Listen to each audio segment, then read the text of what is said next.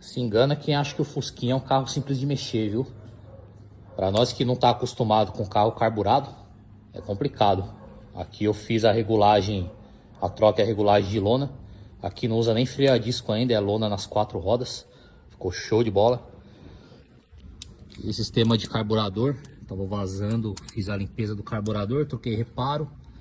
Aqui ele nem usa alternador ainda, usa dínamo. Platinado e condensador também. Fiz a regulagem do platinado aqui. O carrinho tá zero. Chegou aqui no guincho, vai sair funcionando agora. E aqui não é baratinho não, viu? Já foi época que peça de Fusca era barata. Hoje tá valendo ouro, pessoal. Mas tá aí, o carrinho show de bola.